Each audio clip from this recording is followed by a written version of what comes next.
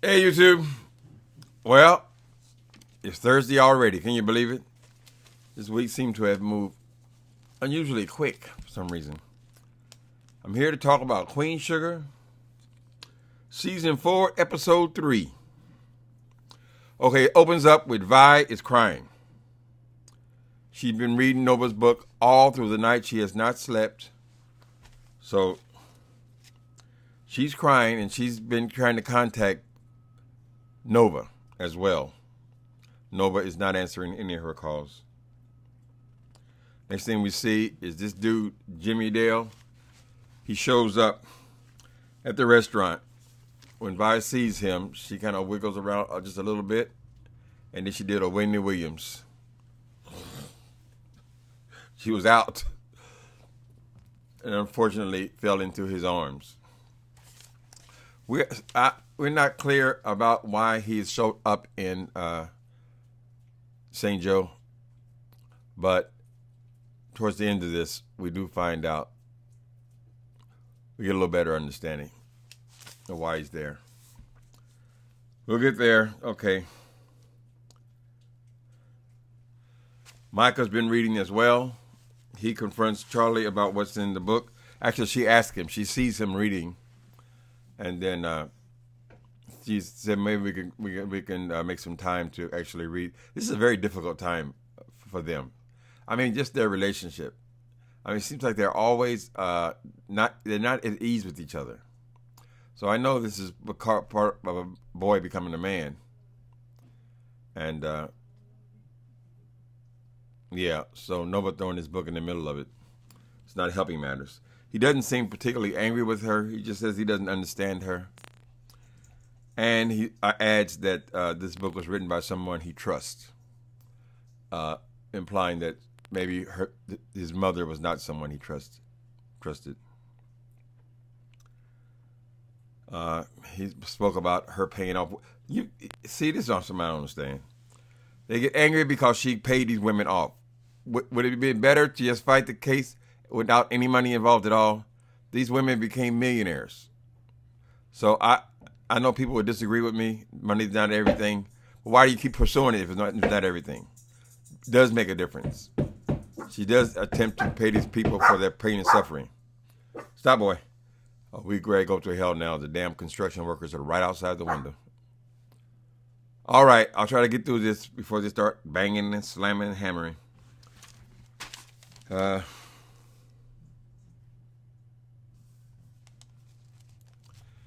course, she says what most parents say: everything I did for you. Right? Next thing we see is Nova is contacted by her publisher via Skype, and the publisher is very excited in saying that they have gotten a forward of what the review the New York Times is going to give her on this book, and she calls it a love letter. So Nova is very happy. She's very giddy. You know, in the midst of all this turmoil that's been caused in the family, she's still happy about the book. And I have a theory. I don't know if I should share it now or share it later, but I think the next scene is her doing this interview on television, and these people are telling about how this book helped them confront their own family problems. And I believe, this is only a theory now, I'll just interject it for a quick minute. This is what's going to get this family through this. See, right now, it's hard to imagine how they can get through this situation about Noah and this damn book, right? But I believe that when these family members start seeing the testimonies of these people who said this book has helped them, helped their family, when Ralph hears about black men who have struggled in similar situations, I think it's going to break them all down. They can see, okay, this book is actually, our stories have been useful. I think that's the only angle I can see how they can be reunited as family. And they're showing us an example of that when she's doing this television show where these people are giving testimony about what effect the book has had on them and their families. And they're in tears. Right? Okay. Next thing we see, Ralph Ralph has a conversation, interesting conversation with Mr. Prosper. He's telling how Nova has put all this stuff in the book, how horrible it's going to be for Blue when he finds out he's not his father. And Mr. Prosper shares his story about how his father was not his actual biological father, and how he didn't find out until he was a teenager, how it didn't change their relationship. Because by then, they were so close, that was his daddy, period. I think that did help Ralph Angel to realize the world wasn't coming to an end because this young man's going to find this out, right? Okay. Next, Nova does the show. I think I just talked about the show. Okay, Charlie calls Frances. All right, Frances is the woman, the Landry woman, the sister. She can't, Charlie can't contact her. He's avoiding her calls because the situation is Charlie, even though she has a few shares still in Landry Industries, she is not invited to any of the board meetings. And she wants to know why when she recognizes that other members of that family, including Jacob, have about the same amount of shares she has, yet they can go to board meetings and she can't. And she wants to know why that is. And the woman is avoiding her calls.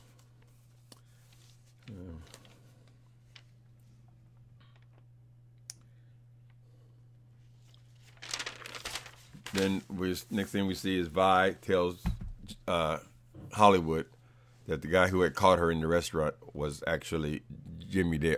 Is it Jimmy Dale? Jimmy Dale. Hollywood gets very hot. I'm sure he wanted to punch a hole in the wall, but he did not. He saved his blows for later. So she told him who he was.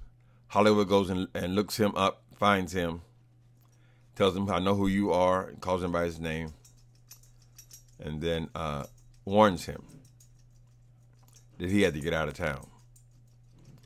He tells them, do you remember that Ernest Bordelon, Vi's brother?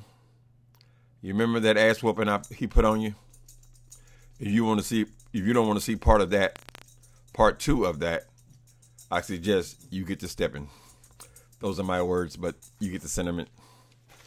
Tells him to get out of town. Then he follows him in his car until he crosses, he goes to the edge of town and gets on the freeway, going in the opposite direction. Please forgive the hammering and banging. Once again, we are in the construction here. They tell me only maybe 2 more months. I don't want to go over the whole story again, but we're getting closer to this thing where I can actually have a light in my apartment. Right now, we're working with this ring light. That's why I always struggle with these glasses thing, okay? Okay.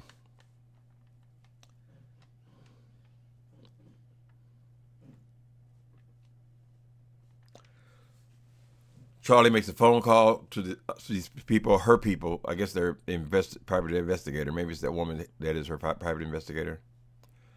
She wants her to look into a $1.5 million land purchase by the Landry organization. She says she can't understand what this is about, or why are they buying this property, right? Then Charlie has a conversation with her doctor friend. I've got to get these names down because I hate to call these people. If they're going to be part of the show, I should at least know their names. But I haven't figured out the doctor's name or the lady that Ralph Angel is seeing. But we will. We'll get there. Anyway, the man, there was this incident on the farm where one of the farm hands has been hurt or is sick. And he can't go to a regular hospital because he's illegal. He's undocumented. And so Ralph is supposed to be doing something with Charlie, but he has to cancel because this person is sick. They got to try to get him some help. But he's stuck because he don't know how to get help for the man when he can't show up at a hospital. So Charlie, of course, says she may have a solution for that. and she contacts her boyfriend, the doctor. Now, we're in the scene where her and the doctor, they're on like a picnic or lunch out in the park or something. And the doctor was telling her how this has been an ongoing problem. He wished he could do more. And he told her about the two illegal immigrants who were killed because they were forced to go and work in the rain. He doesn't know that this was actually on the Bordelon farm. But her face says that she's still feeling some kind of way about that. So she wants to do something. This is the joy of having money. You can always do something. You can always help, right? You can do something. She's saying, what if you could do anything, what would you do to help it, to make it better? He said he would open up a clinic where people can go, a safe, clean place where they can go and be treated without involving authorities or hospitals. And she says, you know what? I have a property. It used to be a barracks for the workers behind the mill. It is currently vacant. Maybe we could use that. We could use, because he said he needs money being the last thing, but he needs volunteers, a place to have it, and some money. I can do that. So Charlie and him are about to have a little joint venture here, where he could open up a clinic on her behind her mill. Squeenie, come here. Be quiet. Yeah, and I do hope that they do get married, because this is really a good guy for her. And now they even have some actual something they're doing together, a project. Anyway.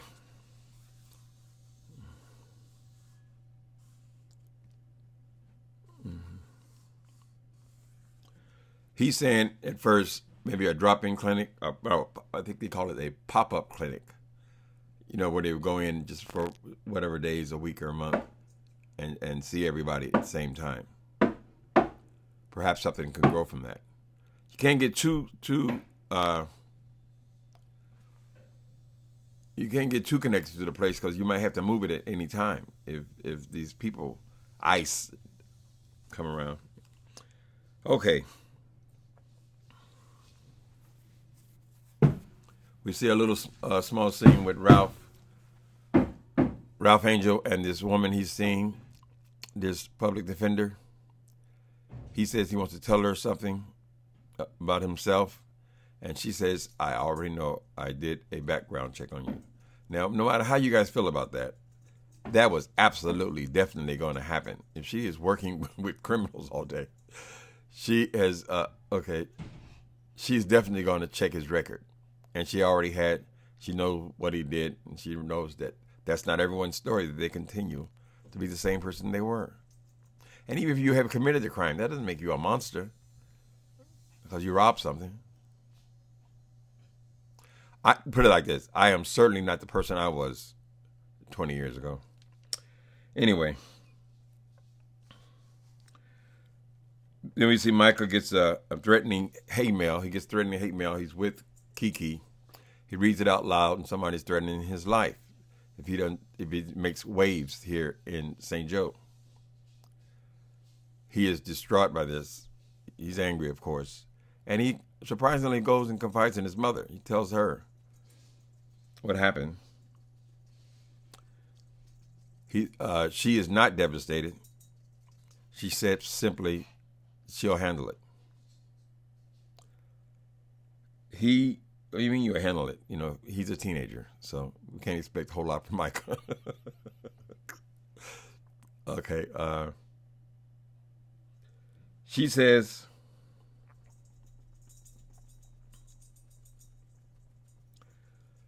she'll handle it. And then she goes about pulling out other letters she's received. Letters starting from the time he gave his speech at that rally, when people were threatening his life. And her solution was then to send him off to, she said, apparently the next day, send him to Europe for 3 months after the speech he had given, right? He was getting death threats. he got more death threats after he left. Then when he came back, there were more death threats. So she's received about 5 letters. She laid them out side by side. Now, when she says she'll handle it, she sent him to Europe the first time. Now, he can't just be sending him off to run every time. She sent him to Europe, and she had a secret detail following him the whole time he was there, which he was not aware of. So I don't know what she says she'll handle it. She seems very confident about handling it now. I'm sure she doesn't want to send him away again. Although he's preparing for college, so maybe they just delay things. But she hired a security detail in Europe, so I'm sure she can hire a security detail for him here as well. But she don't explain how she's going to handle it, only that she will.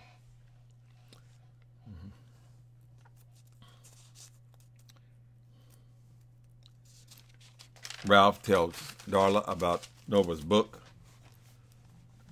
Now, half of us on YouTube love Darla, other half not so much. I like that character. I feel for Darla, and I want her to thrive in her life. So when he told her that he had written about Dot Micah in the story, she wants to know, did she tell her story as well? She has got a horrendous story. Of all the people in the book, Darla's story is probably the worst of all the stories. So why wouldn't she be upset? She's a human being. You've taken her story as well. No one's been paid for any of these stories. No one's gotten permission for any of these stories. Nobody just took their lives and put it in print. And she calls it a memoir. So she's saying this is factual and true. She could have easily fictionalized it, like The Color Purple, fictionalized it and told the same story. Or at least use other specimens, subjects. But she thought it would be beneficial just to tell their particular stories. Anyway, so she's very upset, of course, because she knows what happened. I mean, they're going to discuss the parentage,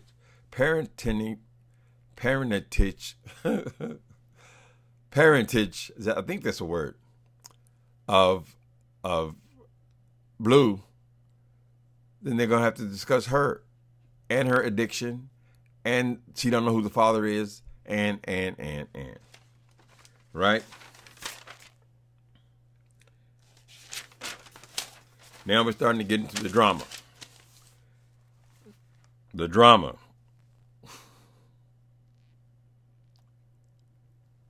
Okay, here's the drama. Jimmy Dale shows up at Vi's house. He says, she goes to the door and he tries to be sexy. I just tell you what, I see these old motherfuckers try to be sexy. Come on, baby, open up the door. That kind of thing. Come on, sweetheart. And she gets weak and opens the door and lets him in. This is a scene out of my past. I had a scene like this, almost identical to this, in my past, where my mother's ex-husband showed up. I was a teenager, and that was the very first time, and probably maybe the only time I ever had to pull a knife on a grown man. So it kind of took me back for a minute. Anyway, he shows up at the door. She invites him into the house. He immediately goes into this, my house looks the same. She said, no, this is my house.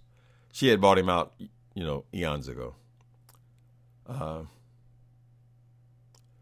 Some point he said something nasty. I think he made a comment about Hollywood being a boy, whatever. Because this dude's supposed to be out of town now. He done doubled back after Hollywood. I guess after he shook Hollywood, come back to Vi's house, got invited in. Now he's being asked to leave because of something he said, some nasty thing he said. Nova shows up. The screen door is open, so Nova comes in. Remember now, her and Vi have not had their discussion or confrontation yet at all. This is the first Vi has seen of Nova, but the emphasis right now is with Jimmy Dale, because Jimmy Dale says, "Oh, good to see you again." And Vi said, again. I don't know if did Nova actually know him from before or just knew stories about him. Nova had looked this man up. This is why he's in St. Joe.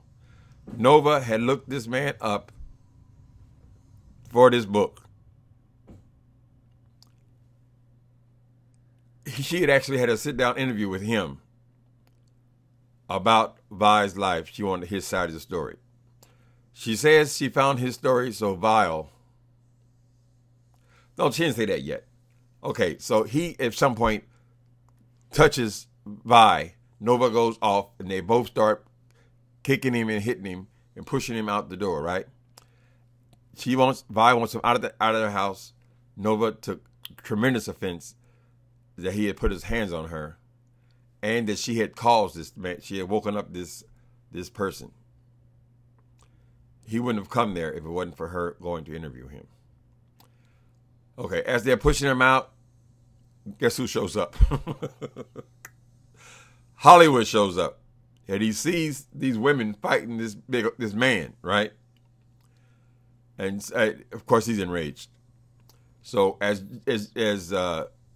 Jimmy Dale's trying to run his mouth, Hollywood punches him in it, and then he gets on top of him and he punches him again and again. I think the word they use in drama is plummeted him. He plummeted him. In other words, he beat the shit out of him, right? So they had a funny thing because the man was soiled. He almost got him again because he had made some mention about Vi being a great piece of ass. But the women held on to him, right? So you would think that would be the dramatic climax, but it is not. The trouble starts when they get back, more trouble. When they get back into the house, Vi is fixing Hollywood's hands. He done busted his hands all up on this man's head. And Nova is still there. And Nova attempts to talk to Vi. Now, remember, that Vi was already hot with her from the very first scene of this movie. She was in tears when the thing opened, right? And so now she's telling her, girl, you've done some bad things in your time. But this is it. To make a long story short, well, first of all, Nova confesses that she looked up Jimmy Dale, and that's why he was in St. Joe. He knew about the restaurant before he got there. He knew about her life. He knew she was married. You would think that would be enough, but nevertheless, she said that his story was so vile, and she saw that he had not changed at all, so she didn't use his story or his confession or whatever he gave her. She did not use it in the book. This does not dissuade Vi from her feelings. Vi says, actually she says a whole lot, but mainly the thing she says is she's basically disowning Nova. She tells her to leave her house, not to darken her doorstep again. She says she never wants to see her again. She says I don't want you to bring flowers to my grave, nothing. I don't want you ever, this is the last time you will come into this house. Of course, Nova is devastated. She's crying. She leaves. Scene, curtain, that's how it ended. All right, so like I said, I believe that, because it seems pretty unrepairable, this relationship that Nova's broken with the family, all the members of her family now. She's totally up by herself now. I think that when people start talking about this story, they start reading. I imagine they're going to be seeing her on television. They're kind of dramatizing, what happens. Books are not like that anymore where, you have all this. Usually you get about a week. But anyway, she's going to start seeing the reviews. She's going to start seeing the effect of people's lives. Their story is heading other people's lives. I believe that. I'm just guessing, and I'm glad I can save this on video. I can go back and see if this is the way the writer writes it, because the writer can do whatever they want to do with it. I'm just guessing. This may be a way to repair the relationships. Okay. All right. Talk to you guys next week.